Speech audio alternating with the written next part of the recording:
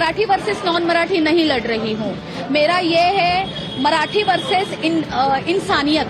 जब वो एक मराठी लड़की को नहीं छोड़ सकते हैं तो आप लोग ये अंदाजा लगा लीजिए कि जो नॉन मराठी है उनके साथ क्या ही होता होगा।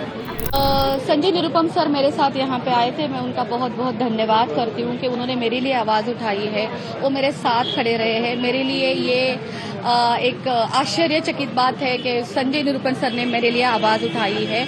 मैं इस बात से बहुत खुश हूँ। और आज यहाँ पे हम इसलिए आए थे, ये पूछने के लिए आए थे कि जिस लड़के ने इतना गंदा व्यवहार किया रोड पे एक महिला के साथ, तो उसके लिए क्या कानून है और उसको कैसे नोटिस पे छोड़ा गया। मनसे और यूबीटी की ये जो लड़ाई थी, ये मराठी के अगेंस्ट लड़ाई थी, लेकिन आप तो मराठी मूल भी हो, ये कैसी अलग लड़ाई चल रही है? हाँ जी, इस पार्टी की जो लड़ाई थी मराठी वर्सेस नॉन मराठी थी। और इसमें मेरे अगेंस्ट ये इसलिए खड़े हुए क्योंकि मेरी लड़ाई ये है कि मैं मराठी वर्सेस नॉन मराठी नहीं लड़ रही हूँ। मेरा ये है मराठी वर्सेस इंसानियत। हम एक भिन्न भिन्न जाति के लोग हैं, बट हम हिंदुस्तानी है। हमारा ये हिंदुस्तान देश है, इसमें धीरे धीरे बंटवारा हो रहा है, ये खत्म हो रहा है। एक दूसरे के प्रति अब हमारे मन में घृणा आ रही है, एक दूसरे के प्रति हमारे मन में द्वेष पैदा हो रहा है, और ये बिल्कुल अच्छी बात नहीं है।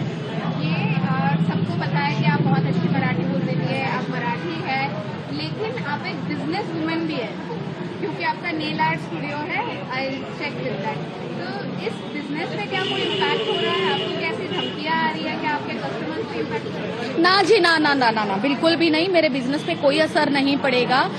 मैंने बहुत मेहनत से अपना बिजनेस खड़ा किया हुआ है, तो मेरे बिजनेस पे कोई भी असर नहीं पड़ेगा।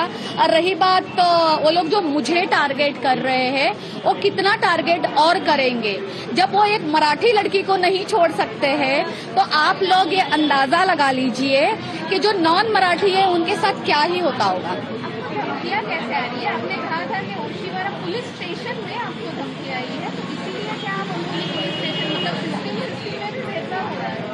नहीं, मैं इसलिए अम्बोली पुलिस स्टेशन में नहीं हूँ। मैं अम्बोली पुलिस स्टेशन में इसलिए हूँ, जो मुझे मेरा टारगेट किया गया था, मेरी गाड़ी का जो एक्सीडेंट हुआ है, जो मुझे मेरी गाड़ी को मारा गया है, वो जो एरिया है वो अम्बोली पुलिस स्टेशन में आता है। लेकिन आपको थ्रेट किस प्रकार का आ रहा है कि इस प्रकार से आपको थ्रेट कर रही है? कैसे धमकियां? मुझे जो थ्रेट्स आ रहे हैं, मुझे ये कहा जा रहा है कि आप हमारे दैवत्य को आप हमारे दैवत्य को नीचे गिरा रही हो। वो हमारे दैवत्य है, आप उनके खिलाफ बात मत करो। मैंने वो किसी के दैवत्य के खिलाफ बात नहीं की है। मैं भी बहुत आदर करती हूँ माननीय राज ठाकरे साहब का जी, बट मैं इसके खिलाफ हूँ कि मराठी वर्सेस नॉन मराठी। एक आखिरी सवाल मैम, आपकी आगे की स्ट्रैटेजी क्या है और आपका क्या प्लानिंग है?